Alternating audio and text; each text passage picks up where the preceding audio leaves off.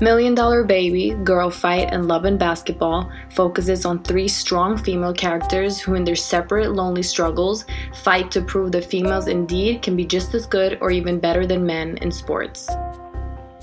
Female athletes who partake in sports dominated by men are usually the underdogs of the film. This suggests that society disregards women's ability to compete and excel at the same level as men. Patriarchy is a system in which men hold the power and women are largely excluded from it. The competitive opportunities offered to men in many sports movies legitimize patriarchal power as they promote the belief that women are inherently inferior to men. This is demonstrated in Million Dollar Baby, where the trainer Frankie is hesitant to train Maggie because she is a female. If I take you on, you don't say anything, you don't question me. You don't ask why, you don't say anything except maybe, yes, Frankie.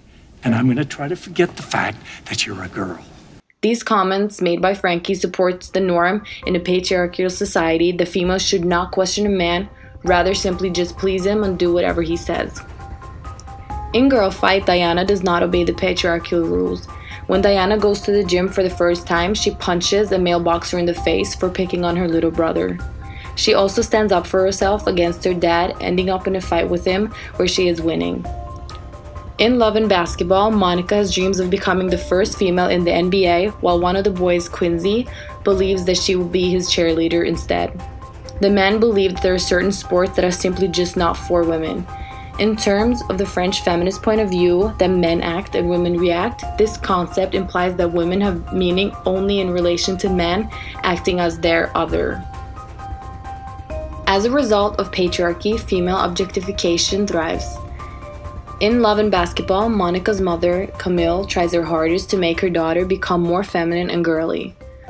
Tonight, don't worry about yesterday's game or the recruiters or anything else. I just want you to enjoy being beautiful. Will you do that? Camille claims that the female's job is to simply just sit back and be beautiful. She objectifies women and indirectly confirms the saying that men look and women are looked at, also known as the male gaze. This objectification is not the case in Girl Fight, where Diana is the one gazing at Adrian, a fellow boxer at the gym. She is constantly looking at him while he is training and fighting. In Million Dollar Baby, the men refuse to say Maggie's actual name. They refer to her as the girl, and she is treated as if she's lacking the moral status and mindset associated with personal identity. In their eyes, she is nothing more than just a female, a second-rate citizen trying to live up to a male achievements in a man's world. Maggie, Monica, and Diana all reject the stereotypical femininity. Female athletes have a tendency to be labeled as lesbian because of the gender transgression. In basketball and boxing, which are considered male sports, heterosexual romances are not as easily established for the female athletes.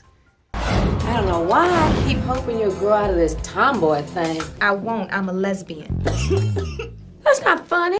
In Camille's opinion, Monica is too manly and she therefore fears her daughter being lesbian. In both Girl Fight and Love and Basketball, they reassure the audience that the homosexual assumption is not the case, as both of them are in heterosexual relationships. By losing their typical feminine qualities of being athletes, they regain the desire to nurture, support, and express warmth through their heterosexual relationships. It seems to be a convention that the female protagonists in the sports genre films have little support from their families. In Girl Fight, Diana has no support around her, as her dad, Sandro, does not agree with females fighting. He does not want to help her pay for lessons, but is paying for her little brother who shows no interest in boxing at all. Sandro is a biological essentialist, believing that gender differences are inborn rather than socially constructed. You're nothing but a rotten street fighter. You look like a loser in there. Both Maggie and Monica have mothers that accept their traditional gender roles in a patriarchal society. They react strongly to the fact that their daughters do not want to be a stereotypical girl and choose to not be supportive. Erline and Camille believes that it is a female's job to sacrifice their dream and satisfy the man. When your daddy and I got married, yes, I had dreams. But I happened to have gotten pregnant with Lena. And then I had you, so I had to put my dreams on hold. Contrary, Monica puts herself and her dreams before any man. In conclusion, Maggie, Monica, and Diana suffer loneliness and disconnection because they step out of the traditional female gender role but end up portraying a perspective of benefits that come with the rejection of typical female characteristics in a male-dominated world. They are all examples of female empowerment where the underdog wins the day.